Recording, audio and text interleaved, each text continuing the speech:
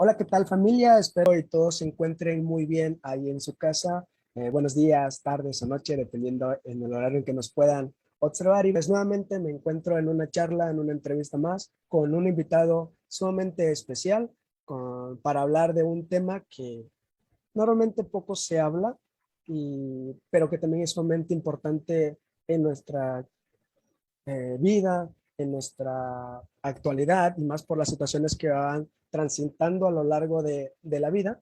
Y pues bueno, el día de hoy me complace estar en este espacio con Eduardo Cruz Carvajal. Me voy a permitir un poquito leerles un poquito de su currículum, de su experiencia y ahorita les voy a platicar de qué vamos a hablar el tema de hoy. Eduardo Cruz Carvajal es licenciado en psicología por la Universidad del Valle de México, Campus Cuernavaca.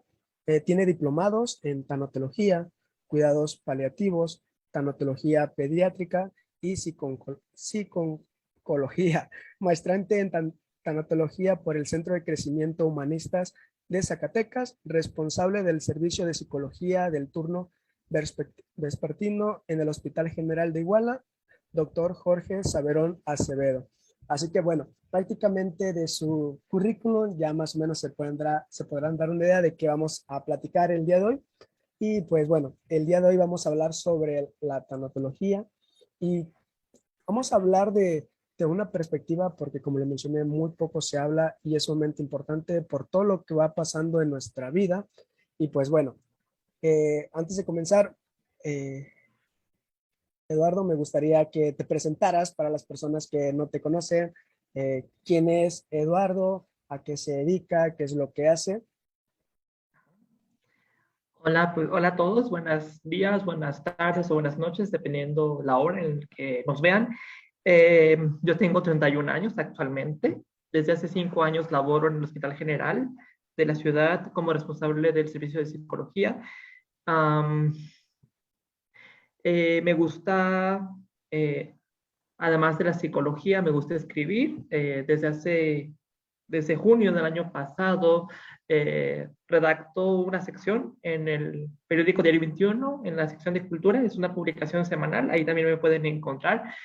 Y pues bueno, encantado de estar aquí. Vale, no, encantado de que nos puedas hablar de este tema sumamente importante, ¿no? Y para Ujú. ir desmenuzándolo, ¿te parece bien si ya vamos comenzando ahora sí con las preguntas que aquí ya tengo? Sí, ¿Te parece? claro, Vale, adelante. vale, vale. Bueno, para ir comprendiendo un poquito de qué va el tema, a qué se trata, qué es lo que se hace desde esa perspectiva, pues me gustaría conocer, digo conocer porque también muy poco conozco de este tema y qué bueno Ujú. que pueda haber profesionales que pues que estén capacitados y nos puedan venir a hablar de él. Así que pues bueno, ¿qué es la tanatología? Bueno, la tanatología se conoce como la ciencia de la muerte. Ok, Realmente empieza con un médico ruso, Elias ok, Mevnikov. Eh, en ese momento se consideró, bueno, y todavía se considera una rama de la medicina, pero en ese momento específicamente en el área forense, y se encargaba de todo lo que tiene que ver con los cadáveres en sí. Este, ya después, en la década de los 60, con la aparición de la doctora Elizabeth Kubler-Ross, ella fue una médico suiza um, que se trasladó a los Estados Unidos y allí comenzó su trabajo con pacientes moribundos. Es que la tanatología tiene el enfoque que actualmente maneja, ¿no? Y todo empezó con esta doctora, Elizabeth Kubler-Ross. Ella empieza su trabajo con pacientes terminales ignorando totalmente el tema. Lo que ella quería hacer era aprender directamente del paciente. Ella empezó a trabajar con un equipo inicialmente de 4 seminaristas y lo que hacían era colocarse alrededor de la cama del paciente. Ella platicaba con él y los seminaristas tomaban notas acerca de lo que observaban. Y bueno, poco tiempo después, a este trabajo se van sumando médicos, enfermeras, capellanes, personal de servicio y todo aquel que estuviera interesado en conocer el tema. Y bueno, ese trabajo después fue acreditado por el seminario de Teología de Chicago y se convirtió en lo que se conoció en ese momento como seminario sobre la muerte y los moribundos, ¿no? Ella define a la tanatología como la instancia de atención a los moribundos. Sin embargo, hoy por hoy la tanatología ya integra en su totalidad el concepto de pérdida. Y bueno, ¿qué es una pérdida? Retomo aquí el concepto de la tanatóloga Gabriela Pérez Islas. Ella dice que una pérdida es algo que yo tenía y ahora ya no tengo, o algo que yo quise hacer y no lo soy, ¿no? O también algo que yo quería alcanzar y que nunca obtuve. Entonces, la tanatología comprende o trabaja con todo tipo de pérdida, no importa de qué tipo de pérdida sea, y a partir de esta integración de la pérdida en su totalidad, la tanatóloga, otra vez Gabriela Pérez Islas, la define de la siguiente manera. Es una disciplina de acompañamiento que tiene como finalidad ayudar al doliente a transitar el proceso de duelo ante una pérdida, cualquiera que ésta sea. Vale, vale. Qué interesante, ¿no? Nos das como bastantes puntos a rescatar que los iremos tocando poco a poco. Por ejemplo, de la pérdida, del acompañamiento, de esta parte de la ciencia que se encarga de hacer todo esto. Porque normalmente a lo mejor las personas que conozcan esto, tanatología, como que solamente se enfoca a la pérdida de un ser querido, ¿no? Igualmente, el proceso de duelo normalmente se asocia a la pérdida de un ser querido, La muerte. a muerte, exactamente, ¿no? Sí, Cuando, y perdemos todo el tiempo, ¿no? Por ejemplo, ayer claro, éramos más jóvenes que hoy. claro, claro, Uh-huh. claro, ¿no? Sí. Y en nuestro contexto, pues Uh-huh. prácticamente a lo largo de nuestra vida vamos a pasar por un montón de situaciones que son desagradables, que vamos a pasar porque así es la vida, porque así es también, así estamos en nuestro contexto, ¿no? Vamos a perder trabajo, vamos a perder situaciones a lo mejor económicas, vamos a perder familiares, vamos a perder a lo mejor una relación, vamos a perder un montón de situaciones y pues obviamente esto conlleva a que las personas en algún momento pueda caer en una situación, ¿no? O que pueda pasar por esta parte de sufrimiento. Y pues bueno, estamos en este contexto, estamos en esta vida, ¿no? Y pues Uh-huh. prácticamente vamos a pasar por ello. Pero me gustaría saber más referente a esto, porque mencionas que no solamente es esta parte de la muerte, ¿no? Como normalmente se asocia, sino Uh-huh. cuando hablamos de tanatología, ¿a qué tipo de pérdidas, por ejemplo, se enfoca? ¿Con qué tipo de pérdidas trabaja? Ok, es todo tipo de pérdida. Por ejemplo, la muerte de la mascota, eh, Claro, un divorcio, la pérdida de una relación de noviazgo, um, con pacientes que son atropellados y que pues tristemente tienen que amputar un brazo o una pierna sí, también, sí, con pacientes que tienen una enfermedad crónico-degenerativa. ¿Por qué? Porque a lo mejor no me voy a morir en su momento, pero estoy viendo poco a poco el deterioro de mi salud y es un duelo a cuentagotas que va lentamente, pero voy viendo cómo mi salud va deteriorándose. Obviamente hay cuidados paliativos, hay medicamentos que podemos tomar y que es bueno tomar, pero vamos, en estas situaciones de enfermedad crónico-degenerativa, pues no hay marcha atrás, ¿no? No hay claro. marcha atrás. Y bueno, hablando específicamente de las pérdidas, hay 4 tipos de pérdidas que podemos enfrentar como adultos. Ok, Específicamente me voy a enfocar a los adultos y ya en otra ocasión hablaremos de lo que pasa con los niños, pero básicamente tenemos 4 tipos de pérdidas. Primero, encontramos las evolutivas, ¿no? Que tienen que ver con el desarrollo de niños a adolescentes, adolescentes a jóvenes, jóvenes a adultos y adultos a viejitos. Entonces, yo a mis 31 ya no tengo la energía que tenía cuando tenía 15, ¿no? Hoy a mis 30 tampoco puedo comerme los 11 tacos del pastor, porque mi cuerpo ya nada más aguanta una orden, ¿no? Para los que les gusta no sé, ir de parranda con los amigos, saben que después de los 30 la cruda no es lo mismo, ¿no? la Porque resaca, exacto. el cuerpo ya va cambiando. Entonces, esas son las pérdidas evolutivas, es decir, las que tienen que ver con el desarrollo, ¿sí? Con el ciclo vital, ¿no? Después tenemos las pérdidas de tipo social. Aquí estamos hablando, como decía, de una relación de noviazgo, de una relación de amistad, de un divorcio, Eh, y por supuesto, aquí entra la pérdida por muerte de un ser querido. Sí. Aquí entra ese tipo de pérdida. Um, Después tenemos las pérdidas personales. No, perdón, la muerte de un ser querido entra en la siguiente tipo de pérdida. El tipo de pérdida personal, ahora sí estamos hablando de la muerte de un ser amado, la pérdida de la salud, como decíamos, por un accidente, por una enfermedad crónico-degenerativa. Estamos hablando también de la adquisición de una discapacidad. Me quedé ciego, me quedé sordo, uh, jugaba fútbol, pero por una lesión en la rodilla ya no puedo jugar. ¿Qué más? Eh, pues yo podía, no sé, manejar, pero por ir perdiendo la vista, el médico me dijo que es mejor no hacerlo, ¿no? Entonces, puedo hacer las cosas, pero las tengo que hacer de diferente manera. Claro. Y, por supuesto, las pérdidas de valores, es decir, pasa alguien que es privado de la libertad, Okay. por la razón que sea, puede perder la fe, puede perder la confianza en sí mismo. En fin, la pérdida de valores se enfoca más o menos, más que nada, perdón, en la confianza. Es decir, después de una relación de amistad de 10 años, me doy cuenta que mi mejor amigo me traicionó y contó mi intimidad a otra persona. Y desde ese entonces, pues mi confianza en los demás ya no es lo mismo y puedo cerrarme y puedo empezar a, diríamos, cognitivo-conductuales, generar creencias erróneas acerca de que la gente es mala, la gente traiciona, y eso me puede ir generando aislamiento. Claro, sí.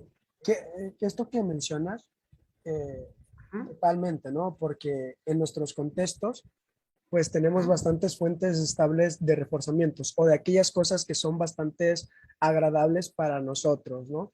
Por ejemplo, ¿Mm? nuestra familia, nuestro trabajo, la economía, la salud, hacer un deporte, tener contacto con personas, etcétera. Todas esas pequeñas cositas, a lo mejor para cada persona es bastante reforzante hacer este tipo de actividades. Y cuando los contextos van modificándose, porque pues el ciclo de vida es totalmente natural, ¿no? Que pues cuando somos niños tenemos un contexto en el cual probablemente jueguemos, probablemente a lo mejor estemos más con nuestros amigos y llega un momento en que, no sé, si tus padres trabajan en otro lado, te tienes que retirar y ya, está, ya dejas a tus amigos, no sé, pero también de manera muy natural el ciclo vital va modificándose, pasas a esta etapa adolescente, no dejas de ser esta parte de niño, ya tienes otros pequeños compromisos, pasas de la primaria a la secundaria, otro contexto, otras nuevas amistades, otras nuevas situaciones, ¿no? Igual, así cada vez más vas pasando este ciclo vital, vas pasando por todas otras etapas y durante todas esas etapas, pues obviamente vas dejando, vas sufriendo, por así decirlo, algunas pequeñas pérdidas o estas pequeñas fuentes estables de reforzamiento que para tu vida y para tu contexto son sumamente importantes, ¿no? Lo valioso para ti. Y como mencionas, ¿no? Esta parte de que en ocasiones con estas pérdidas, pues las personas, pues parece que pierden a lo mejor esta parte, como algunas personas mencionan, autoestima, el autocuidado, empiezan a aislarse, empiezan otra serie de problemáticas que a lo mejor son psicológicas, ¿no? Que más adelante por perder a lo mejor alguna de estas situaciones y a lo mejor por otras variables ambientales, personales, individuales, por historia de aprendizaje, es como que a lo mejor puede entrar a una situación, ¿no? Pero bueno, eso me gustaría tocarlo un poquito más adelante porque también considero que es sumamente importante. Eh, no sé si quieras agregar algo antes de pasar al otro punto. En este punto es importante que conozcan, auditorio, que también en los momentos felices tenemos pérdidas. Claro, ¿Por qué? Porque si me caso y mi esposa es de otro país y yo me voy a vivir al otro país, pues, ¿qué creen? Resulta que, bienvenido Eduardo a Canadá, por ejemplo, pero no puedes trabajar, no puedes votar, no puedes hacer nada, y tu esposa te tiene que mantener, y pues dejo atrás cultura, dejo atrás comida, dejo atrás idioma, dejo atrás amigos, dejo atrás maneras de hacer las cosas, etcétera, ¿no? También en el caso de las mujeres, ¿no? Después del primer bebé, el cuerpo ya no vuelve a ser el mismo. Entonces, el bikini que me llevé a la luna de miel ya no me lo puedo poner, ¿no? Y menos si me hicieron cesárea, pues imagínate, ¿no? Entonces, entender y comprender que también en los momentos felices hay pérdidas y que son parte de la vida. Ujú, ujú. Bueno, agregando a lo mejor un poquito aquí, Edu, a lo que mencionas, ¿no? En estas partes a lo mejor felices que tú mencionas, Ujú. sí, y a lo mejor para cada persona puede ser un poquito distinto, ¿no? A lo Sí, mejor de acuerdo a su historia de aprendizaje o lo que ha observado, lo que su entorno mismo le ha hecho pensar y creer y todos estos comentarios que pueden hacer.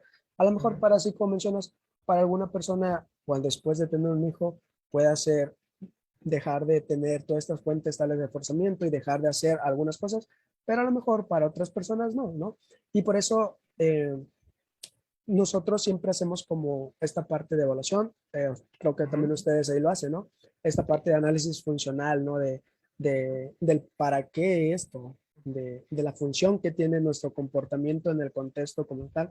También mencionabas esta parte de que cuando, por ejemplo, se casan, ¿no? Y se van, es igual, ¿no? Y leía un libro de la doctora María Jesús Loján y hablaba algo similar a lo que tú decías, pero ella hablaba sobre cuando a una persona lo ascienden de trabajo, ¿no? Que aparentemente es bastante brillante, ¿no? Bastante bueno Bastante feliz. que te hayan ascendido, pero ella mencionaba que a lo mejor para esta persona perdido bastantes fuentes estables de reforzamiento, ¿no? A lo mejor su espacio donde estaba, a lo mejor sus amigos donde estaba, las personas que lo rodeaban, y a lo Tu mejor, confort, ¿no? exactamente, y a lo mejor como que empieza a tener otras actividades, bueno, un montón de cosas ahí. Entonces, sí, exactamente Sí. como mencionas, ¿no? Inclusive en esas Ujú. situaciones podemos caer a esas situaciones. Me gustaría un poquito saber, por ejemplo, Ujú. eh, ¿cómo es? Sé que aquí es, pues, es una entrevista y a lo mejor esta pregunta da para un montón, ¿no? Pero me gustaría saber cómo esta parte de la intervención o de lo que hace un tanatólogo, por ejemplo, en el acompañamiento en cualquiera de las pérdidas. Bueno, en Ujú. una pérdida específica la que me quieras tú Ajá. mencionar, ¿vale? Ok, sí. Aquí me gustaría decir que el duelo no necesita psicoterapia. Ok. El duelo Sí. necesita acompañamiento. ¿Por qué? Porque en la psicoterapia generalmente lo que como pacientes buscamos es modificar una conducta que está siendo desadaptativa en un momento dado para un cierto contexto, pero en el duelo significa dolor, entonces el duelo duele, ¿no? Y pues la pierna que me quitaron ya no va a volver, mi papá que se murió ya no va a volver, la novia que me dejó plantado en el altar ya no va a volver. Y si retomo la relación con ella, pues ahora sí, como decimos, tiene que ser borrón y cuenta nueva para poder volver a empezar. Entonces, la tanatología tiene tres niveles de intervención. Ok. Eh, el primero de ellos se llama apoyo tanatológico. Este nivel de intervención sucede generalmente en los hospitales cuando el paciente es un enfermo terminal. eh, ¿A qué nos referimos con apoyo? Bueno, son todas aquellas cosas prácticas que podemos hacer por el paciente, ¿no? Ok. Um, el paciente quiere, y me dice, oiga, psicólogo, yo tengo un hijo que se fue hace 10 años a Estados Unidos y no lo he vuelto a ver y quiero hacerle una videollamada. ¿Me presta su celular? Entonces, nosotros podemos prestarle el celular al paciente. ¿Para qué? Para que haga la videollamada con su hijo y poder tener esta despedida, poder tener este cierre.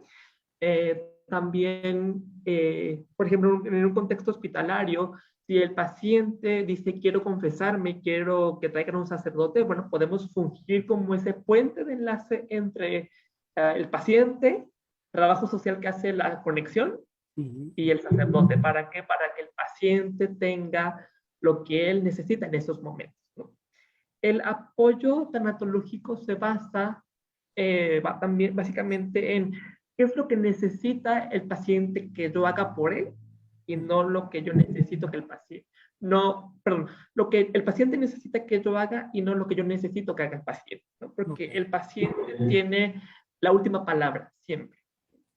El siguiente nivel es el acompañamiento tanatológico, que consiste en estar directamente junto a la cama del enfermo terminal o junto a la cama de quien padece una institución hospitalaria. Por ejemplo, yo lo hago mucho con mis pacientitas que son mamás que pierden un bebé en cualquier punto del embarazo. Eh, y básicamente en el acompañamiento uno tiene que estar disponible para lo que el paciente necesite, ¿no? Me ha tocado ocasiones en donde la mamá solamente llora y es estar ahí para contenerlo. Y llora, llora, llora y no hay palabras que decirle, solamente es acompañarla en, en, esta, en este desborde emocional. Eh, a veces ellas preguntan ciertas cosas como, ah, por esto, o ya lo sabía porque el ginecólogo me dijo que mi bebé venía con cierta malformación y que podía fallecer en cualquier momento. Entonces, ¿cómo le digo a mis otros hijos que su hermanito falleció? Entonces, a partir de las preguntas que haga el paciente o de las necesidades que él tenga, es cuando nosotros podemos empezar a tener una conversación. Entonces, y el siguiente nivel se llama consejería tanatológica, que viene del inglés counseling. Y bueno, ¿qué es una consejería tanatológica? Esto sucede ya más en un ambiente de consulta privada, es decir, en consultorio. Y básicamente lo que hacemos es acompañar al doliente o al sobreviviente de una pérdida, por ejemplo, a quien se le murió papá. Lo acompañamos para que vaya atravesando todas las etapas del proceso de duelo hasta llegar a aceptar lo que pasó, ¿no? Y cuando digo aceptar lo que pasó, no significa que yo esté de acuerdo, porque seamos honestos, no me gusta perder. No significa que piense que es lo mejor que ha pasado, porque sinceramente una muerte nunca es algo agradable, pero es pensar de la siguiente manera: si pasó, ya pasó, ahora ¿qué voy a hacer? ¿Cómo honro la vida o cómo honro el legado de quien fue importante para mí? Qué interesante, Edu, lo que mencionas, ¿no? Eh, un poquito, ¿no? Me vas corrigiendo a lo mejor si algunas cositas, pues tú eres el que más sabe referente al tema. Yo a lo mejor lo puedo hablar un poquito más de esta parte psicológica, de esta parte de análisis de la conducta, ¿no? Mencionabas algo que me llamó la atención, que decías que el duelo no necesita el proceso de psicoterapia. Como buen psicólogo, creo que aquí puedo utilizar la palabra que creo que nos saca de bastantes apuros, la de depende, ¿no? No, Lo vemos más adelante en un tipo de duelo específico. sí, bueno, Ujú. entiendo el punto, ¿no? Entendí Ajá. tu punto y sí, ¿no? Porque, bueno, como mencionabas, en ocasiones a lo mejor esta parte de llorar, de permitirse experimentar, de sentir, es totalmente válido bajo esas condiciones por las cuales la persona está pasando, ¿no? Y es lo más normal que la persona puede hacer, ¿no? Ujú. Pero normalmente en nuestra cultura, en nuestra sociedad, con nuestras familiares, normalmente cuando pasa algo así, normalmente no dicen como que ánimo, no estés triste, venga, va a pasar, y nos dicen un montón de comentarios que en ocasiones, sé que lo Ujú. hacen desde la buena fe, desde como para esta parte de apoyar, porque también así hemos aprendido, pero Ujú. en ocasiones no nos permite, ¿no? No nos permite experimentar la molestia, la incomodidad, el malestar, como que bueno, lo mismo, es totalmente normal que si, no sé, pierdo algún ser que es bastante valioso para mí, pues me sienta mal y que me permita Claro, hacerlo, ¿no? naturalmente. Claro, pero el punto está en aquellas situaciones que si ya, no sé, imaginemos, acabo de perder un ser querido y ya pasó más de 4 semanas, 5, 6, y yo cada vez dejo de hacer algunas cosas, bueno, ya hablaría como si pierdo a lo mejor algún miembro o algunas otras cosas, ¿no? y como familiar también. Bueno, ahí Ujú. entonces ya es como que, bueno, hay que hacer algo distinto para esta Sí. situación por la que estás. Y era como esta parte ya del que mencionabas, del tercer nivel, me parece, como de la Ajá. terapia Entonces, ya en consultorio, ¿no? Ujú. Hablabas de esa parte. ujú, Y me parece bastante interesante, ¿no? De cómo el tanatólogo, la función que realiza, porque considero que es una función bastante noble, ¿no? Es esta parte de estar escuchando, de estar atento, de estar acompañando a una persona que está en esa situación, bajo esa situación, y ustedes en un momento, pues, de acompañamiento, ¿no? Por ujú, ejemplo, para ti en tu experiencia, ¿cómo es ujú, esta parte, Edu, de acompañamiento a una situación? Por ejemplo, con ujú. algún enfermo terminal, por ejemplo, o me hablabas de esta parte de las mamás que pierden a sus Ujú. bebés. Ok. Bueno, la tanatología tiene esta parte de ser flexible, porque realmente nos valemos mucho de técnicas de otras corrientes psicológicas. Claro, claro. Y, por ejemplo, en el caso de una mamá que acaba de perder un bebé en cualquier punto del embarazo, generalmente, por lo general yo manejo tres puntos importantes con ella, ¿no?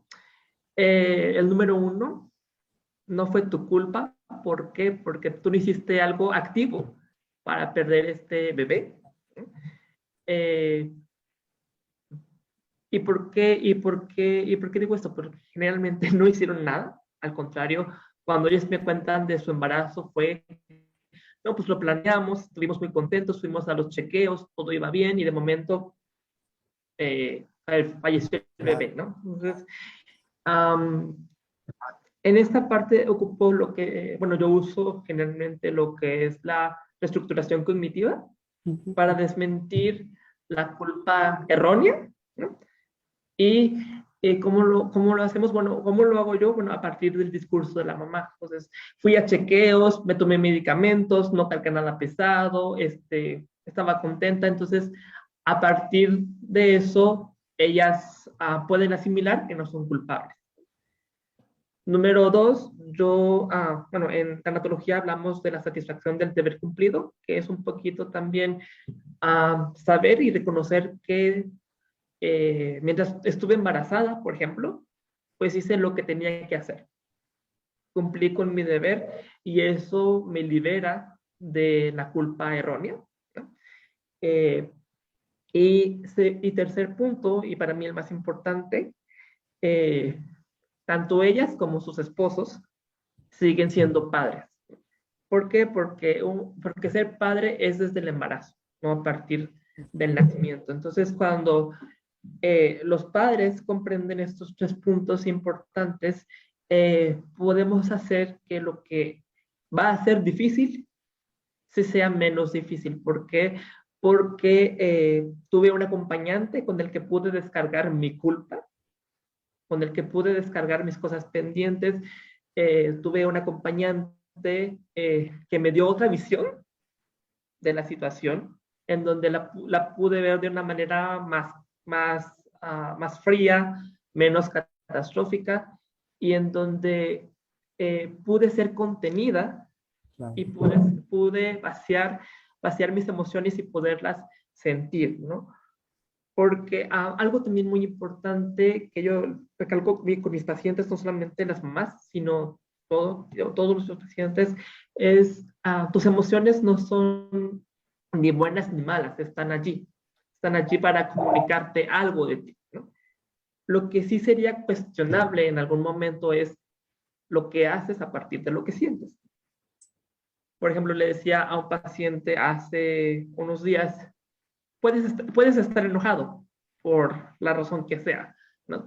Pero estar enojado no justifica que trates mal a la gente, no significa que no cumplas con tu trabajo, no significa que eh, mm, no significa que dejes de hacer lo que te toca hacer, ¿no? Entonces, tus emociones, tus sentimientos son válidos, pero no es tan válido a veces lo que haces a partir de lo que sientes. Sí. Me llama mucho la atención, ¿no? Esta parte de la intervención que puedes hacer. en Ujú. ocasiones esta parte de la validación emocional que podemos hacer bajo esas circunstancias es como de lo mejor que podemos hacer, ¿no? Mencionabas esta parte de no es tu culpa, no es que hayas querido que esto haya pasado, ¿no? Porque realmente el perder, el tener esa pérdida significa o ha significado bastante carga emocional, ¿no? A lo mejor venga esta parte de culpa, esta parte de vergüenza por los familiares, las personas que van a decir, un montón de Sentirse como situaciones, fracaso, ¿no? exactamente, un montón de cosas, ¿no? Que esta persona que pueda estar pensando, ¿no? Pueda estar rumiando a partir de todo esto, el malestar, el no poder expresarse, no poder decir lo que está pasando, todo eso puede generar una carga bastante grande, ¿no? Y puede hacer un montón de cosas a partir de todo eso. Y en ocasiones, el hecho de escuchar, de ser empáticos, de validar lo que esta persona está pasando, como mencionabas, esta parte de las emociones que no son buenas ni malas, que están ahí, que están comunicando algo, que son funcionales, ¿no? De acuerdo a la situación que estás pasando. Y también esto me lleva a que todo esto, a lo que podemos hacer a partir de esto, pueda tener una función. Nosotros decimos, ¿no? Una función. A lo mejor, a partir de este evento, esta situación, pues parece que yo estoy muy molesto, ¿no? Y a partir de ahí dejo de hacer cosas, a partir de ahí como que me enojo, a partir de ahí hago algo que aparentemente son disfuncionales, ¿no? Pero si en ocasiones analizamos funcionalmente el comportamiento, nos podemos dar cuenta Ujú. que en ocasiones a lo mejor este hecho de hacer esto tenga una función, ¿no? A lo mejor cuando Claro. hago esto con algunas personas es como para que me dejen en paz, ¿no? Me puedo en este momento como imaginar. Es como para que no me pregunten de la situación que me ha pasado, ¿no? A lo mejor cuando me Ujú. tratan de hablar de esto, pues actúo así porque he aprendido que cuando hago esto Estoy enojado. me dejan de preguntar, ¿sabes? Y si para mí aún es Ujú. bastante incómodo hablar de esto, pues esto es lo mejor que puedo hacer, ¿sabes? En ese Sí, momento, ¿no? Por eso sí. nosotros es como lo más importante, siempre tratamos de buscar el por qué, más bien el para qué hacemos esto bajo esas circunstancias, ¿no? Y a partir de ahí podemos determinar el por qué a lo mejor esta persona se comporta así bajo esas circunstancias. Pero me llama bastante la atención, ¿eh? Ujú. Sí, y comprender que lo que está pasando es un duelo. ¿Y cuál es Claro, el concepto de duelo? Bueno, el duelo es un proceso de adaptación emocional que sucede en la vida de una persona después de una pérdida significativa, de acuerdo a la definición de la psicóloga Úrsula Perona. La doctora Elizabeth Kubler-Ross da otra definición que es la siguiente. Em, el duelo es uno de los más grandes dones de la vida, dado al ser humano para poder enfrentar cualquier tipo de pérdida, ¿no? Y volviendo un poquito al inicio, como decíamos en el trabajo de la doctora Elizabeth Kubler-Ross, a partir de esta observación que ella hace con pacientes, ella formula las etapas del proceso de duelo que vienen en su libro sobre la muerte de los moribundos. Ella nombra 5 etapas, las cuales se pueden vivir en desorden. ¿Por qué? Porque claro, el duelo no es un proceso lineal, ¿no? Es como una montaña rusa. La montaña rusa tiene subidas, bajadas, inversiones, entonces podemos ir de una a otra de manera desordenada hasta que llegamos a la aceptación. La primera de ellas es la negación, ¿no? ¿Qué quiere decir esto? Bueno, esto no está pasando, esto debe ser mentira, debe haber algún error, no puede ser. Siguiente etapa es la etapa de la ira, ¿no? Y es realmente una rabia por lo que está pasando. ¿Y contra quién me enojo? Contra el médico que no hizo bien su trabajo, contra mi esposo que no manejó rápido para llegar al hospital, contra las enfermeras porque no me atendieron a tiempo, contra mí mismo porque pienso que pude haber hecho las cosas mejor y no las hice. Y si yo soy creyente de alguna confesión de fe, pues me enojo con Dios. ¿Por qué? Porque si sí, yo creo en Dios y mi concepto de Dios es que Dios es todopoderoso, pues ¿por qué con tanto poder no hiciste algo para que esto fuera diferente, ¿no? Después sigue la etapa del pacto o la negociación. Esto es, decía la doctora Kubler-Ross, es como transar con la vida para obtener un resultado diferente. Es decir, um, Dios, yo te prometo que si sanas a mi papá del cáncer, yo me voy a ir a vivir con él y lo voy a cuidar y me voy a hacer sacerdote y demás, ¿no? Pero como casi siempre o siempre este pacto o este trato va a fracasar, después viene la etapa de la depresión. Y esta depresión no es una depresión clínica, sino se entiende en dermatología como la tristeza profunda por lo que está sucediendo. Y aquí es donde me doy chance de llorar, de gritar, de maldecir y de desbordarme emocionalmente. Y bueno, finalmente viene la aceptación, que como decía hace un momento, no es que me guste, no es que pienso que es lo mejor, es simplemente decir, sí pasó, ya pasó, pero ahora qué voy a hacer, ¿no? Y la función del tanatólogo es acompañar al paciente a lo largo de todas estas etapas para que las vaya viviendo, las vaya descubriendo, eh, pudiendo ir y venir entre una y otra, hasta que finalmente llega a la aceptación. Y bueno, en mi experiencia, en las etapas en las cuales los pacientes más se atoran o se estancan es en la ira y en la depresión. Porque en la ira precisamente por ese sentimiento de culpa, ¿no? Y la culpa generalmente siempre va a existir, pero nuestra función como tanatólogos es ayudar al paciente a ver si esa culpa es real o si esa culpa es algo impuesto por alguien más. Ok. Y también se estancan en la depresión. Y bueno, ¿cuál es la forma en cómo los acompañamos? Es eh, dejar que hablen. ¿Por qué? Porque en la medida que hablan, lo van ordenando en su mente, lo van ordenando en el pensamiento y pueden darle esta visión menos crítica, menos catastrófica.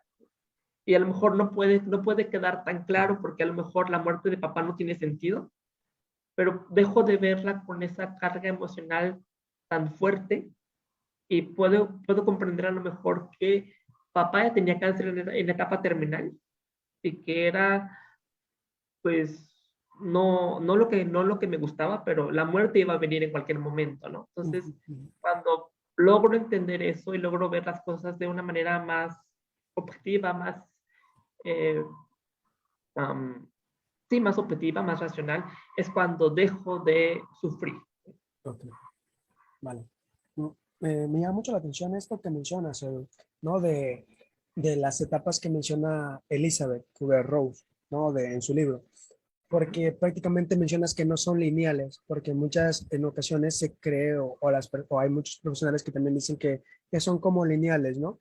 Y sabemos que en los comportamientos de las personas, pues no, estas etapas, estas situaciones no ocurren así, ¿no? A lo mejor de repente esta parte de la negación, te así en la parte de negación, esta parte de ira y a lo mejor en estas dos, pues aún se mantenga ahí y entra esta parte de la depresión, ¿no? Tú decías que no, pues, que no es una depresión clínica, pero a lo mejor ya en un punto pueda pasar a ella, ¿no?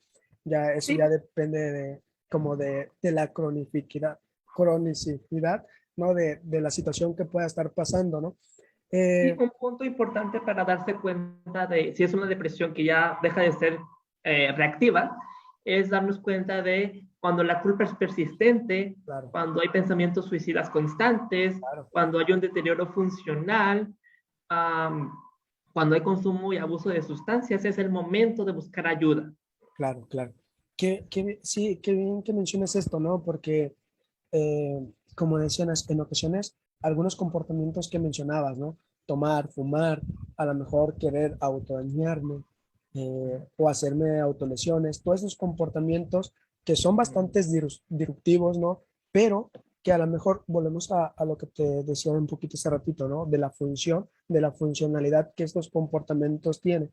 Porque a lo mejor cuando pues estoy tomando o estoy fumando o me estoy drogando, esta situación parece que se va y yo me siento momentáneamente bien, ¿no? Pero pues es algo en el cual me voy a enrollar y la situación cada vez va a ser más crónica, ¿no? Y esta parte a lo mejor de las autolesiones, como no sé cómo regularme emocionalmente, esta parte de regulación emocional, pues encuentro a lo mejor en hacerme una pequeña autolesión pues esta parte de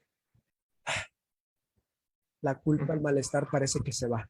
¿no? Entonces, la función, fíjate, la función a lo mejor de en ese momento a tener estas pequeñas conductas tienen una función en ese contexto, entonces por eso es como la importancia, ¿no? Ujú, Y algo que mencionabas, ¿no? Esta parte de la última, que es esta parte de aceptación. ujú, Eh, Desde la terapia de aceptación y compromiso, utilizan mucho también para hablar del duelo, esta terapia de tercera generación. Hablan esta parte de aceptación y esto no tiene nada que ver con resignarse, ¿no? Porque a lo mejor sí, no. pueda, pueda parecer que aceptar es como, bueno, ya me resigno, ya está, ¿no? Sino aceptar lo que está ocurriendo y a partir de ahí hacer cosas, a partir de ahí dirigir nuestra vida a lo importante, a lo valioso que pues tenemos, ¿no? Y empezar de poquito en poquito a volver a recuperar esta vida que valga la pena ser vivida, ¿no? Mm. Pero sí, no sé si tengas algo más que agregar aquí o pasamos a la siguiente pregunta. Creo que no he hablado de los tipos de duelo que podemos enfrentar, ¿verdad? Creo que no. No. Bueno, qué bueno, qué bueno antes de que se me pase. No, no, no. Bueno, tenemos algunos tipos de duelo que son el anticipatorio, Ok, que es este que se vive desde antes, ¿no?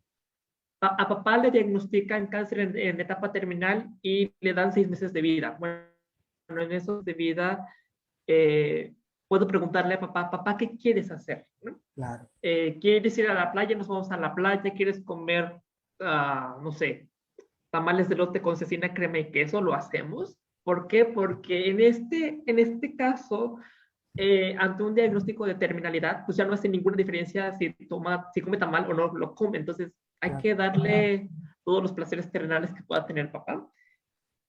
Y bueno, ¿cuál es la ventaja de este tipo de duelo? Bueno, que todo lo voy viviendo desde un inicio, ¿no? Entonces, Ok, podemos llorar juntos, podemos pedirnos perdón, podemos arreglar cuentas pendientes, puedo decirle todo lo que quiero decirle, sí, puedo tener este tiempo para poder ser mi mejor versión y que cuando la muerte se presente, sí con dolor, sí con el dolor que es generado por la muerte, pero sin sufrimiento, ¿no? claro. ¿Y por qué? Porque ya lo sabía, porque estoy capacitado para atender a papá en casa y porque pude ir cerrando asuntos que me permitan vivir el duelo sin culpa, ¿no? Ujú, Una vez ocurrida la muerte, bueno, esto se transforma en un duelo normal. ujú, ¿Por qué? Porque ya lo sabía, porque tengo el apoyo de un tanatólogo, porque tengo el apoyo de mis amigos, porque tengo el apoyo de mis compañeros de trabajo, porque hay alguien que me escucha y puedo vivirlo, repito, sí con dolor, pero claro. sin sufrimiento. El otro tipo de duelo que podemos enfrentar es el duelo ambiguo. Este tipo de duelo es cuando la persona está presente físicamente, pero ausente psicológicamente, ¿no? ¿Y en qué casos estoy hablando? Bueno, en casos de desapariciones, en casos de secuestros. ¿Por qué? Porque pues mi familiar está vivo porque se lo llevaron, pero no está, ¿no? Se vive también en casos de niños con padres divorciados. ¿Por qué? Porque sé que papá está vivo porque le manda a mamá dinero cada mes, pero como terminaron muy mal, papá tiene una orden de restricción, entonces no lo veo. Entonces, papá está, pero no está. Y también se vive con familias que tienen un pacientito con alguna demencia. ¿Por qué? Porque yo cuido a papá, papá está a mi cargo, pero este que está sentado aquí conmigo ya no es papá porque mi papá ya no me conoce. Entonces genera unos sentimientos muy complejos. ¿Por qué? Porque la persona que está aquí pues puede ser grosera, puede tener ataques de ira, que son consecuencias de la enfermedad, y este no es mi papá. Entonces yo extraño a mi papá, pero mi papá ya se fue. Porque mi papá ya no recuerda, mi papá ya no tiene um, lucidez, memoria. Entonces, estoy cuidando a la persona que ocupa el cuerpo de mi papá, pero mi papá ya no está. Entonces, genera unos sentimientos muy complejos y casi siempre lo que sucede con personas que enfrentan este tipo de duelos es que se concentran más que nada en solucionar el problema o solucionar lo que está pasando en lugar de concentrarse y vivir los sentimientos. Entonces, con este tipo de pacientes, eh, podemos darles un espacio en donde suelten, en donde puedan expresar lo que eso les está generando, ¿no? El siguiente tipo de duelo es el duelo gestacional. es el que vive una mamá en cualquier punto del embarazo. Cuando el embarazo se pierde, comúnmente los médicos dicen un huevo muerto retenido, un aborto espontáneo, un aborto voluntario, pero si nos ponemos a pensar, es un bebé que para la mamá está muriendo. Entonces, existe este duelo gestacional. Siguiente tipo de duelo es el duelo retardado. En este tipo de duelo es cuando nos cuesta reaccionar a la pérdida. ¿Por qué? Porque se murió papá y yo me hice cargo del funeral, yo me hice cargo de los trámites. Entonces pasó el velorio, pasó el entierro y yo no me di cuenta que murió papá hasta un mes después o hasta 6 meses después, ¿no? Entonces ahí tenemos también mucha chamba que hacer en el sentido de um, adentrar a la persona a la vivencia del duelo. También tenemos el duelo crónico, que es cuando se tiene una obsesión por mantener vivo el recuerdo de alguien que ya falleció, ¿no? Y como nos damos cuenta, se le sigue poniendo un lugar en la mesa para comer, su cuarto está intacto, hablamos de él como si estuviera vivo. Si éramos 5 hijos y murió uno, papá o mamá pueden seguir comprando 5 regalos en Navidad cuando pues, uno ya no está. Entonces, deberíamos comprar 4, ¿no? Pero como se mantiene esta obsesión por mantener vivo el recuerdo de un ser querido, pues hay esta parte de negación. Claro. El siguiente tipo de duelo es el duelo complicado. Este duelo complicado se vive más que nada cuando las circunstancias de la muerte son un poco perturbadoras. Por ejemplo, en el caso de un homicidio, ¿por qué? Porque puede estar enojado contra quien hizo esto. En el caso de un suicidio, ¿por qué? Porque puede estar enojado contigo porque no me pediste ayuda, pero también puede estar triste porque ya no estás. Y enojado porque quedaron muchas cosas pendientes y preguntas que solamente tú, como suicida, me puedes responder, pero no estás, ¿no? Y por último, tenemos el duelo desautorizado, ¿no? Este duelo se vive cuando la sociedad no valida el duelo. ¿En qué casos estoy hablando? Bueno, en el caso de una pareja de amantes. Si yo soy el amante y mi amante muere, pues yo como amante sobreviviente no puedo presentarme en un funeral. Y si lo hago, pues tengo que presentarme con bajo perfil. No tengo como amante la seguridad de figurar en tu testamento. No tengo como amante la seguridad de decirle a mis papás, estoy triste porque se murió mi amante, porque a lo mejor mis papás me reprueban. No puedo contarle a mis amigos que soy el amante de alguien. Bueno, Edu, qué bastante interesante esta parte que me estabas hablando de los tipos de duelo, ¿no? Y de la relación y características principales de cada uno de ellos. Ya no pudimos seguir la secuencia, Edu. Te pido una disculpa aquí enfrente ya también de los oyentes por las fallas técnicas que tuvimos en este momento, pero vamos a retomar la plática de aquí, ¿va?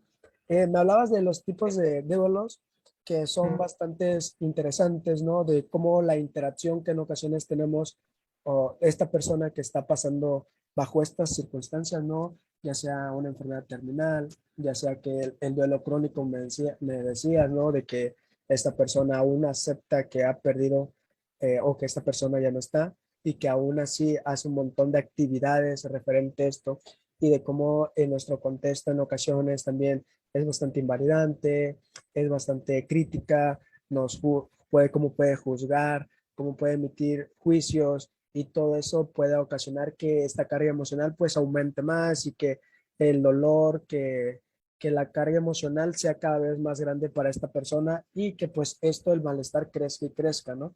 Eh, y con esto, Edu, decías cosas interesantes, ¿no? Y me llama mucho la atención porque me llegó así rápido un pensamiento de esta parte de, en el proceso de duelo, por ejemplo, en una enfermedad terminal, está la persona que está pasando la enfermedad terminal, pero también no olvidemos que a lo mejor tiene familia o a lo mejor tiene esposa, a lo mejor tiene hijos. Para, considero, tú eres, me gustaría que me aclares, ¿no? Para ambas personas, es un proceso de duelo, obviamente a lo mejor para alguien más complicado, ¿no? que para los dos es complicado, obviamente, ¿no? Pero en esta situación que se da así, ¿cómo se trabaja de manera individual, ya sea a la persona bajo estas circunstancias, ya sea familiares por separados o inclusión? ¿Cómo es ese abordaje ahí en esa situación, Eric? Ante una enfermedad terminal se trabaja con los dos de manera colectiva y de manera individual. Okay. Al paciente, bueno, tiene su propio duelo. ¿Por qué? Porque está enfermo. No se siente como siempre se ha sentido, ¿no? Entonces, Claro. de ser una persona totalmente independiente, toda su vida depende de alguien más para ir al baño, para comer, para asearse. Entonces, el paciente generalmente lo vive enojado, ¿no? Enojado por esta discapacidad funcional, enojado porque ya no puede ser productivo, ¿no? Entonces, al paciente se le acompaña desde la validación Claro. de lo que está viviendo y también desde esta parte um, de la atención clínica, es decir, ya no hay sanación, pero sí podemos ocupar la medida paliativa, ¿no? Recordemos que las actividades de la medicina son preventivas, curativas, de rehabilitación y paliativas, entonces podemos optar por el modelo de cuidados paliativos, en donde ya no hay una curación, pero sí hay medicamentos para controlar el dolor y síntomas, Okay. y sí hay un abordaje tanatológico que tanto para el paciente como para la familia. Entonces, eh, y con la familia se trabaja en esta parte de, a ver, no es el momento de pelearme por la herencia, pelearme por la cama, no es el momento de decir estoy cansado, eh, es el momento para reunirme con papá, en este caso, y para pedirle perdón, para reconciliarme y para dejar estos asuntos pendientes concluidos, ¿no? Eh, lo que se hace en este tipo de casos es capacitar a la familia para el cuidado del paciente, ya sea generalmente en casa, porque eligen morir en casa. Entonces, los capacitamos para que puedan irse turnando en el cuidado del paciente y alguien pueda descansar mientras otro puede relevar, ¿no? Generalmente, si el cuidado es en casa, se tiene una línea telefónica abierta las 24 horas para cualquier situación o, en su caso, la cita abierta a urgencias, ¿no? Y a ambos se les acompaña tanto individual como colectivamente, resolviendo estas cuestiones pendientes, ¿no? ¿Por qué? Porque generalmente sufrimos más por las cosas que no hicimos que por las cosas que sí hicimos, ¿no? Entonces, hay un ejercicio que me lo enseñaron en mi formación paliativa con la tanatóloga Miriam Israel, y se los he pasado a mis pacientes y les ha servido muchísimo, ¿no? Es un ejercicio de cierre de ciclos de 4 puntos. El primer punto es te honro, ¿no? ¿Y qué significa te honro?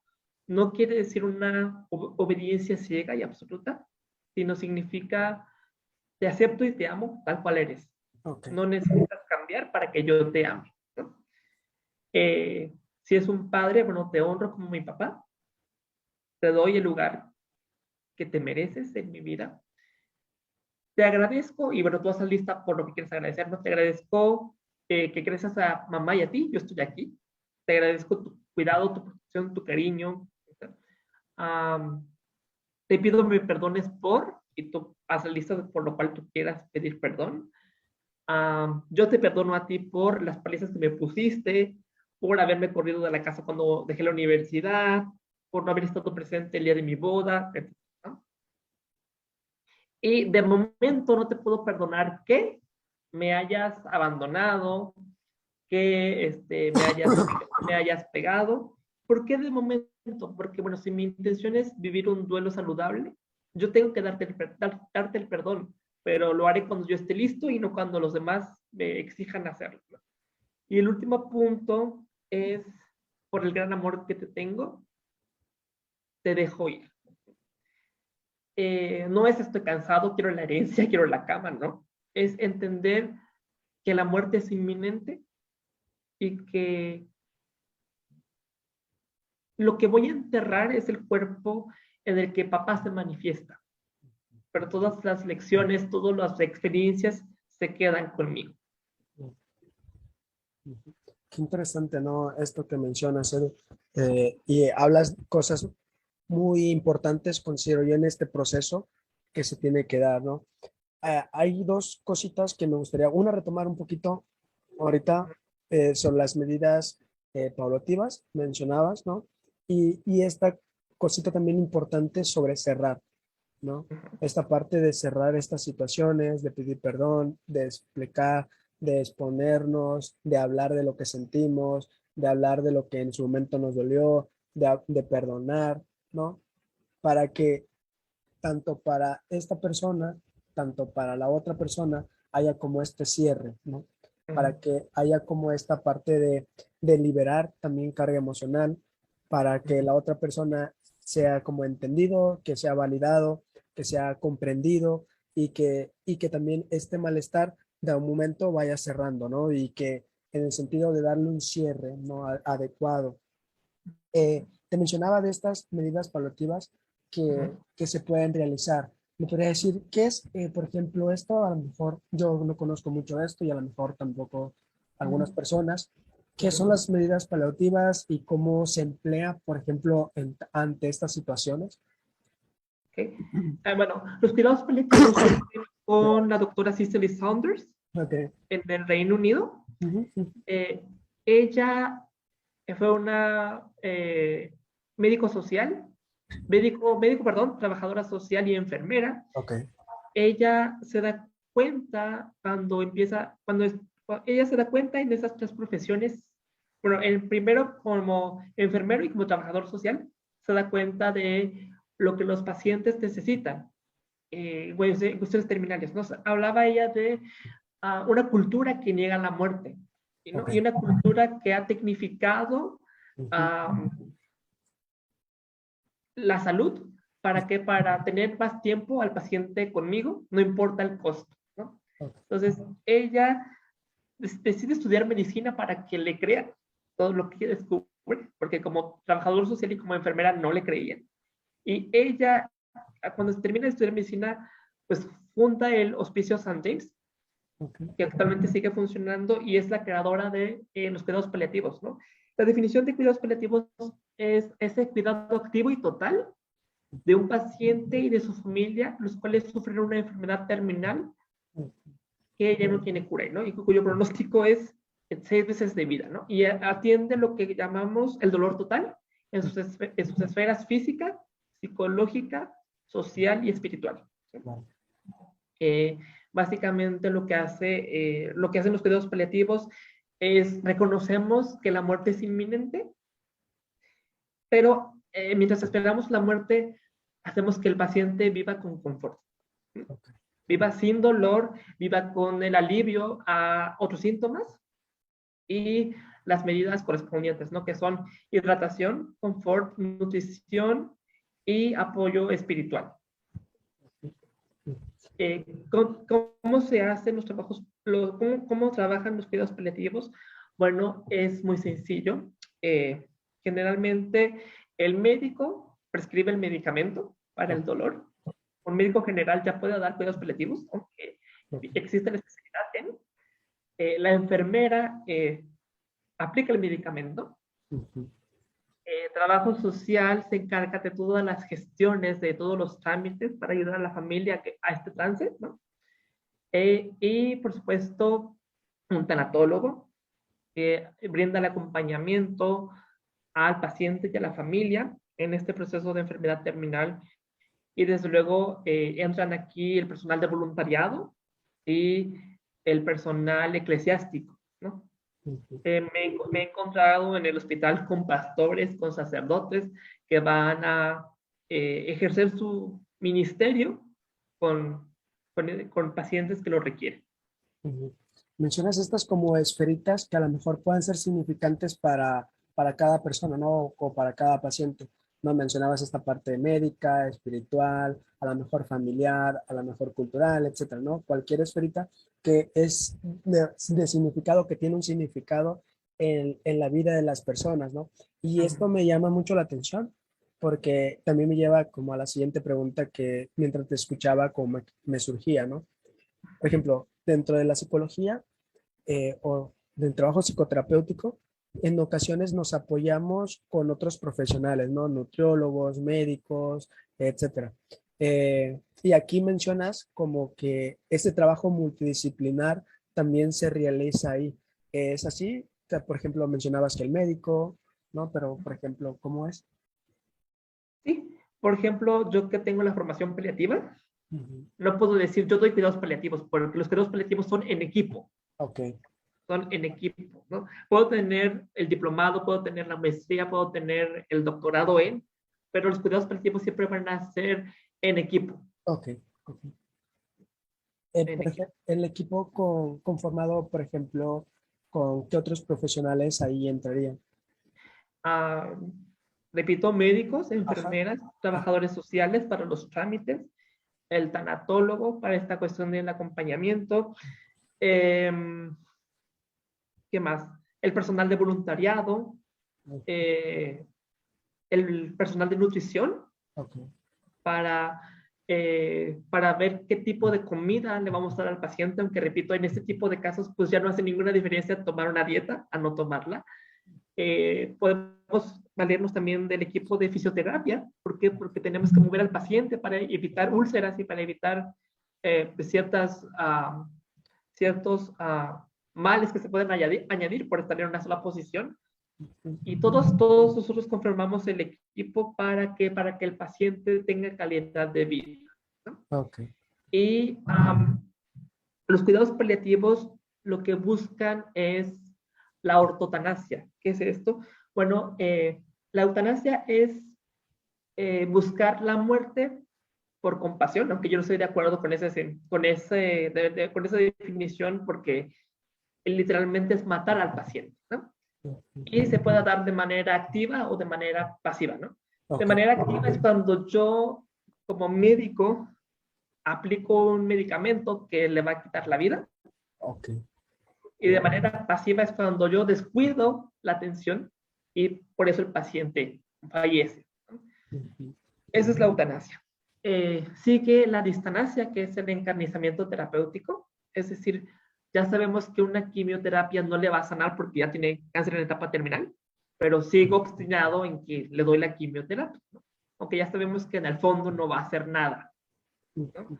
Ese es el encarnizamiento terapéutico, pero lo que buscamos en cuidados paliativos es la ortotanasia. ¿Qué es esto? No adelanto la muerte ni la retraso, simplemente dejo que se presente cuando tenga que llegar, pero mientras en esa espera doy atención, confort, suministro medicamentos. Si el dolor es muy intenso, se puede aplicar lo que se conoce como una sedación paliativa. No es como un perrito que lo vamos a inyectar y se va a morir, no, no, no. Simplemente dormirlo para que no tenga dolor, pero el paciente sigue estando vivo. Ok. Vale, qué interesante todo esto, ¿no? Digo, yo en este momento me siento como aprendiendo algo nuevo porque desconozco muchas de las cositas que me vas mencionando y que para mí son bastante valiosas, ¿no? Por ejemplo, esto que mencionabas de la autodonacia. Eh, en un curso sobre, se me fue el nombre, pero hablábamos sobre la prevención del suicidio. Ujú. Se llegó como a este punto que puede ser a lo mejor un poquito controversial, polémico, ¿no? Porque no le preguntaban al docente algo así como que si en algún momento el consultante o el paciente quiere terminar esta parte del sufrimiento, del dolor, ¿no? Hacer algo, por ejemplo, como médicos, por la ética, por el impacto, ¿no? ¿Cómo es eso, ¿no? Y pues en ese momento para mí fue como que algo también nuevo, algo que también desconocía y fue también como un impacto, ¿no? Porque fue bastante nuevo y esto que tú mencionas, ¿no? De esperar el momento adecuado para que ocurra, ¿no? Y esta parte de, bueno, si estás pasando por un dolor, pues te vamos a hacer a lo mejor para que el dolor sea menos, que a lo mejor duermas un poquito, ¿no? Esto que mencionas es bastante interesante. Ujú. Sí. Sí, sí. Sí. Perdón, ¿querías agregar algo? No, O, nada más ah, decirles que la eutanasia en México está prohibida. Así ajá, que este, me he topado con casos, por ejemplo, en donde apenas recientemente ocurrió en el hospital un paciente, creo que se cayó y se fracturó, bueno, tuvo un traumatismo craneoencefálico muy grave. Obviamente el diagnóstico fue muerte cerebral. vale, ¿Y qué es esto? Bueno, el cerebro ya murió, pero el cuerpo sigue funcionando y como era un paciente que no fumaba, que no tomaba, pues todo su cuerpo estaba sano. Entonces, lo que hacíamos era, ahora sí que en el hospital donde yo trabajo no hay como tal la unidad de cuidados paliativos, pero sí se dan, mm, sí sucede. mm, La familia, por desconocimiento, es como, no, pues desconéctelo y nos lo llevamos. Y eh, no podemos hacer eso porque está penado. claro, Y claro. aquí aplicamos, diría, bueno, también no ocupamos en tanatología la técnica de psicoeducación, en Claro. donde explicamos a la familia qué es lo que está pasando, qué es lo que vamos a hacer. Y cuando ellos entienden, cuando nosotros les damos esta capacitación, eh, la familia se queda con una paz enorme y puede colaborar con el personal sanitario para que todo este proceso sea, sí, menos difícil. Mm, mm, mm, mm. Sí, también en el curso que te dio de la prevención del suicidio, hablaban que, o por lo menos también hablaban que desconocían si aquí en México se hacía como esa práctica, porque a lo mejor, no sé, digo que desconozco mucho de esto, pero no sé si en otros países que a lo mejor estén como más avanzados o no sé, se puede Sí, llevar a cabo esto, ¿no? sí, Pero, creo que en Holanda, Bélgica, um, aquí en América solamente creo que Colombia, ok. este, Estados Unidos solamente en el estado de Oregon, Mm, ah, mira. eh, y recientemente España. Desconozco si hay más, pero esos son como los únicos en donde sí está esta parte legal de sí se puede. Sí, porque mencionabas que aquí es esta parte ilegal, pero también mencionabas algo importante, Edu, ¿no? Esta parte Ujú, de la psicoeducación, porque ujú, también dentro del proceso de psicoterapia se da bastante, ¿no? Es casi de lo principal que se va realizando casi siempre, siempre, para explicar cualquier situación por la que la persona viene y estás pasando, ¿no? Porque de alguna ujú, manera es como comprender lo que está ocurriendo, pero también hacérselo saber, por ejemplo, en este caso ujú, mencionabas a la situación por la que está pasando a sus familiares, cómo dársela a conocer para que tengan el conocimiento tanto médico, esta parte tanatólogo, todo esto para que tengan como un mayor conocimiento de la situación, ¿no? Es una parte fundamental. Y esto también me llama mucho la atención porque nos podemos, se puede confundir, ¿no? Que a lo mejor el tanatólogo solamente es como cuando ya pasa igual como en el psicólogo, ¿no? Es como la última opción o igual el médico la última opción ya cuando ya el agua ya está hasta el cuello, ya la situación está como muy, ya bastante complicada, compleja. Eh, pero, por ejemplo, para el tanatólogo, ¿en qué momento, Edu, es como buscarlo? ¿O en qué momento se ujú, apoya o en qué momento entra la función del tanatólogo? ujú. Ok.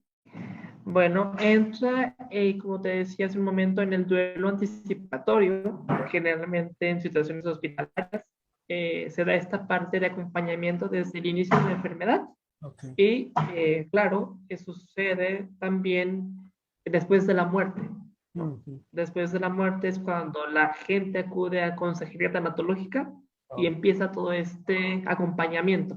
Ujú. Es cuando ya se hace como esta parte de acompañamiento, esta parte a lo mejor ya de un proceso ya más individualizado, esta parte Ujú, de validar, esta parte de asesoramiento, ¿no? ujú, Vale, me llama bastante la atención esto, ¿no? Para que también lo podamos tener en cuenta, ¿no? De que está bien si en algún momento sientes que estas emociones o esta situación por la que estás pasando, pues te desborda y quieres tener un acompañamiento o tienes un asesoramiento, pues no, que las personas no duden en acercarse ya sea a un tanatólogo, a un psicólogo o a alguien, ¿no? Para que de acuerdo a esto pues pueda ser como más ligeros esta carga y pueda recuperar el sentido de la vida, ¿no? Y hacer algo distinto. Eh, Sí. bueno, Edu, no sé si estoy seguro que se me pasaron por preguntar un montón de cosas porque puede ser Ujú. bastante amplio, ¿no? Eh, Ok. no sé si alguna que pueda ser como importante o interesante, que pueda decir, ah, mira, considero que esto es importante que la gente conozca. ¿Qué podría ser antes de Ok.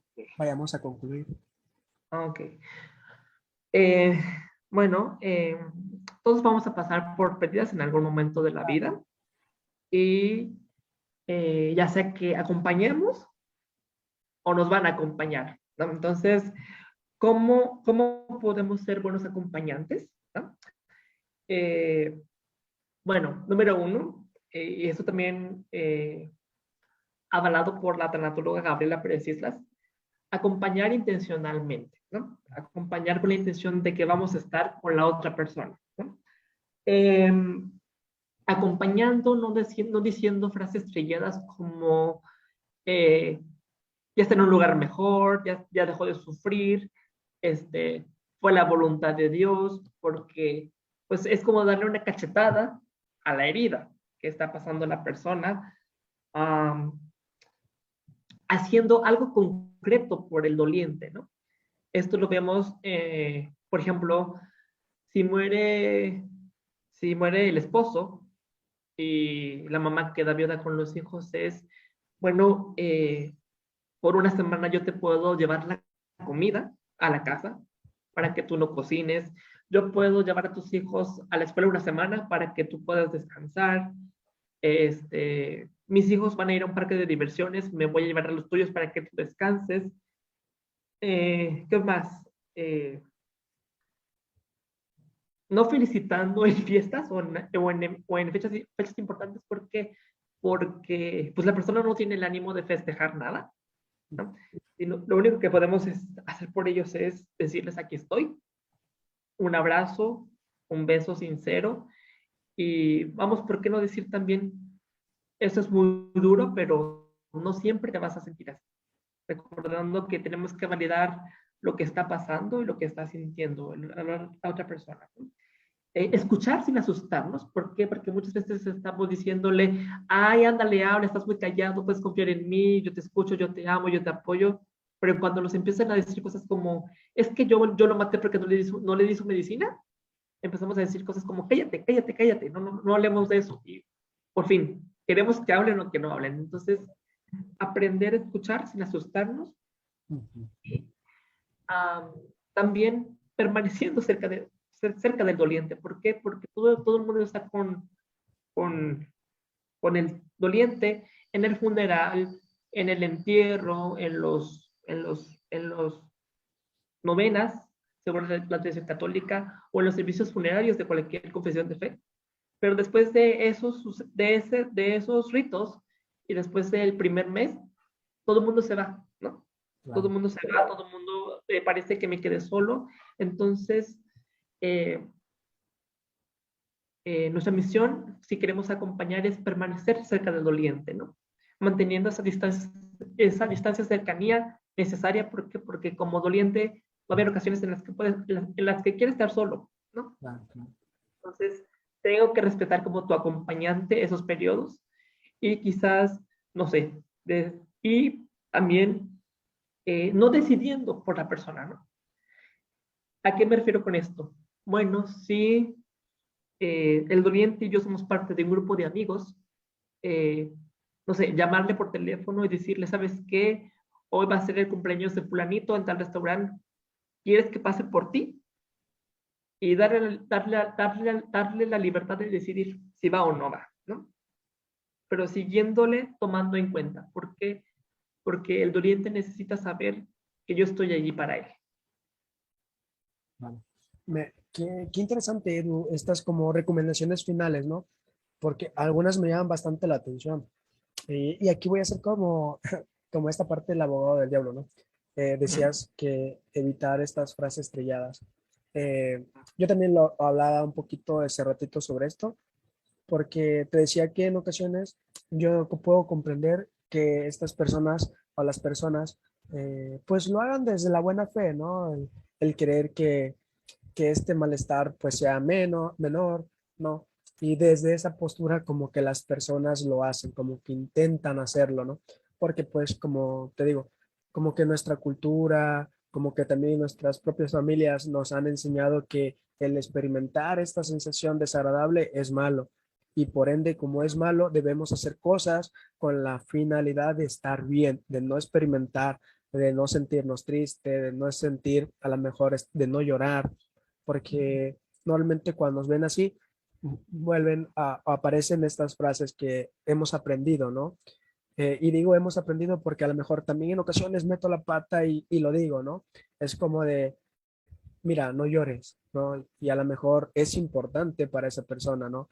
Y el llorar a lo mejor significa algo para esa persona y a lo mejor ya está bien, ¿no?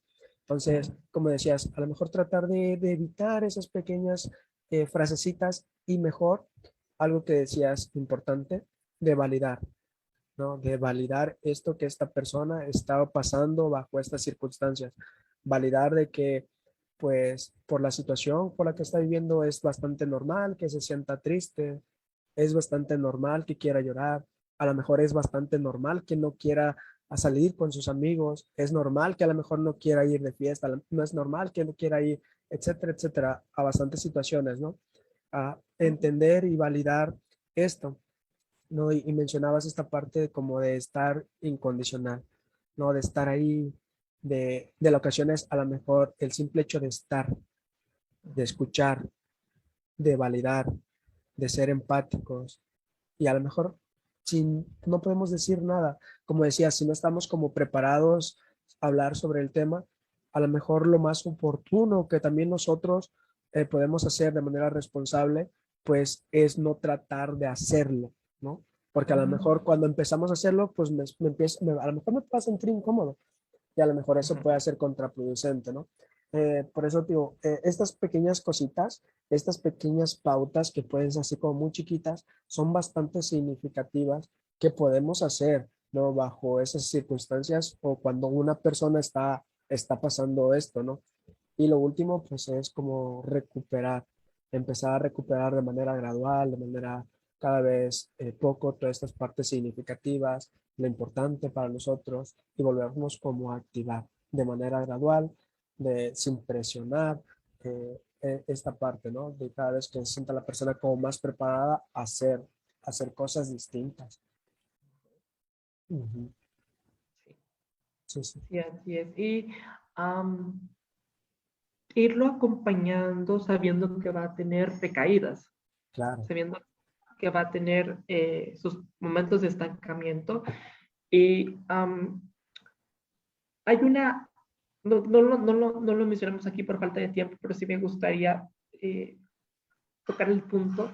claro, claro, Eh, el doliente va a aprender a vivir en un mundo donde su ser querido ya no está, ¿no? claro, ¿Y cómo podemos ayudarle a aprender a vivir en este mundo? Bueno, si como hijo se me murió mamá, pues yo al momento de morir mamá entro en un mundo nuevo. ¿Por qué? Porque cuando yo vine al mundo mamá estaba presente y ahora entro en un mundo donde mamá ya no está. Entonces, eh, si vivíamos mamá, papá y yo, ahora tenemos que ver quién va a hacer la comida, ¿no? claro. ¿Quién va a lavar la ropa? ¿Quién va a planchar la ropa? ¿Por qué? Porque a lo mejor papá y yo salimos a trabajar, mamá se quedaba en casa. Ujú. Entonces, eh, el doliente va a aprender a vivir en un mundo nuevo y podemos ayudarle de manera práctica eh, a resolver esas tareas desde la más pequeña hasta la más compleja. Y en la medida que el doliente vaya ganando autonomía, esa ayuda puede irse haciendo cada vez más pequeña Vale. hasta que el doliente pueda lograr cierta autonomía, ¿no? ¿Y por qué digo cierta autonomía? Porque la independencia absoluta no existe, necesitamos unos de otros. Pero cuando el doliente pueda darse cuenta de su poder, es cuando nuestra ayuda puede ir menguando poquito a poco. Claro. ¿Y de qué depende que un duelo se viva? Bueno, o de que un duelo se transite. Bueno, va a depender mucho de el tipo de relación con la persona fallecida, del tipo de muerte y sobre todo del acompañamiento que se tenga a lo largo del periodo del duelo. Muchos teóricos han dicho que el duelo dura aproximadamente 3 años. Claro, todo depende de esos 3 factores que mencioné antes: el tipo de muerte, el tipo de relación y la ayuda que yo recibí en ese momento. Pero ¿cómo me puedo dar cuenta de que un duelo ya se vivió, ya se transitó? Bueno, cuando como sobreviviente puedo recordar a mi ser querido sin dolor, volver a sonreír y volver a experimentar las ganas de vivir, ¿no? Y cierro con una frase de una de mis maestras que dice así: un duelo no se resuelve porque no es un problema, no se sana porque no es una enfermedad, no se supera porque no es una competencia, un duelo se elabora, ¿por qué? Porque es un proceso. Qué bonita esta última frase que nos acabas de compartir, ¿no? Eh, mencionas esto último, yo también me gustaría que agregar poquito antes de concluir, porque tú decías que aproximadamente a lo mejor no hay como algo fijo, ¿no? Y esto es totalmente cierto, ¿no? Porque mencionamos hace rato que cada persona a lo mejor pueda pasar de cierto tiempo y a lo mejor para otra persona puede llevar más tiempo y a lo mejor para otra menos tiempo. Y esa pues influye en un montón de factores y entre ellas la red de apoyo, el compromiso, el volver a volver a esas actividades en su vida diaria, ¿no? Pero siempre teniendo en cuenta esta parte de la función, porque a lo mejor tenía un consultante en el cual había pasado por una pérdida, ¿no? Que había perdido a un familiar y el cual no tuvo chance de despedirse. Y mencionaba que cuando estaban hablando, por ejemplo, de él, se retiraba.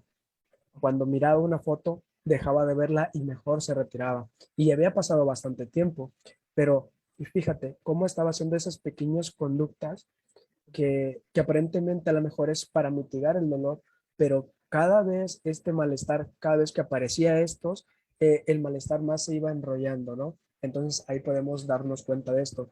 Inclusive, luego me decía que le decía a su mamá, no, por favor no hables de esto, o se ponía mejor a hacer cosas. Me decía que, por ejemplo, ordenaba su cuarto, trataba de barrer, limpiar, hacer un montón de cosas como para dejar de pensar en esta situación, para dejar de que este malestar pues ya no fuera como más intenso. Y haciendo todo eso, encontraba como que me siento mejor. Aquí no hablan de esto, de aquí no veo la foto, aquí no hablan de lo sucedido, pero se le enseña al consultante, o por lo menos en el proceso psicoterapéutico, es como, ok, entiendo esto que estás haciendo porque en este momento el malestar pues es válido, ¿no? Pero en algún momento va a ser importante para ti volverlo a hacer, porque no siempre toda la vida podemos estar escapando de estas pequeñas cositas, ¿no?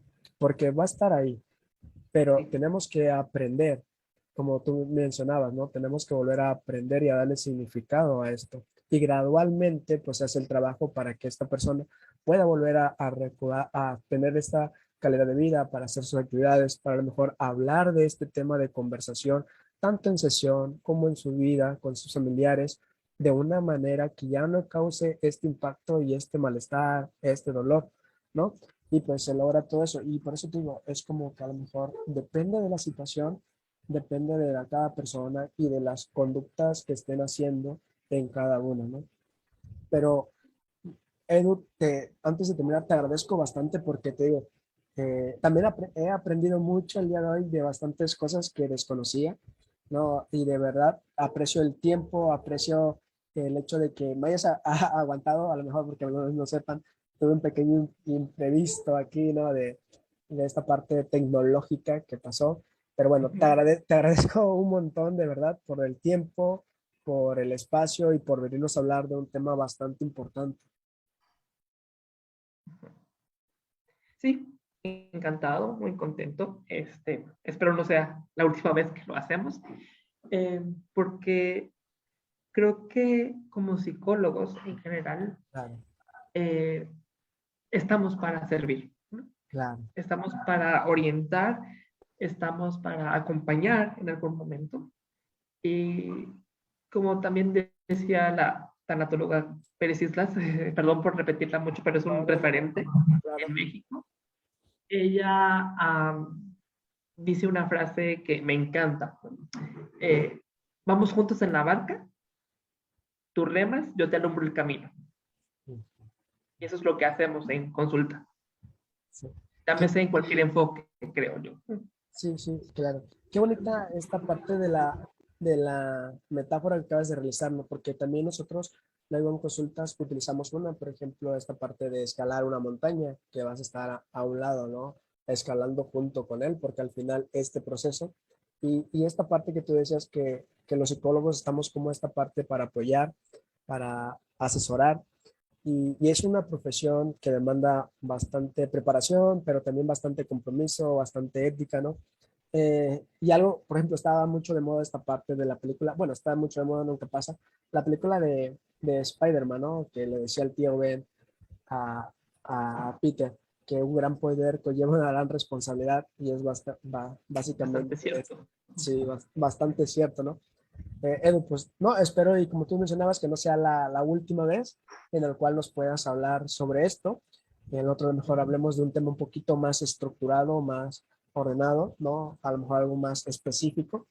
Y pues nada, te agradezco un montón nuevamente por tomarte el tiempo y por estar aquí. Y pues nada, nos estamos viendo, Edu. Hasta luego. Vale, que estés bien, cuídate mucho. Saludos. Bye.